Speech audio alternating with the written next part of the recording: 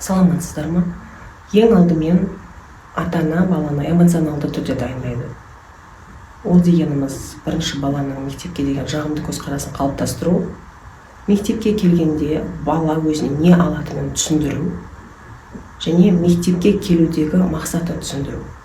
Ол дегеніміз балабақшадағы әдеттерін, үйдегі еркін әдеттерін жасау емес, мектепке келгенде бала әріп үйрену, санау үйрену, білімге баланың құштарлығын ашу, ол ата-ананың ең бірінші үйрете алатын маңызды ісі. Келесі пункт бұл оқушыны жауапкершілік пен тәуелсіздікке дағдылау. Бұл ата-ана мен ұстаз тарапынан көрсетілетін көмек. Бұл жағдайда оқушылар өз кітап дәптеріне, өз заттарына егелік қылуды, сонымен қатар оқушылармен өзара коммуникацияға дағдылау.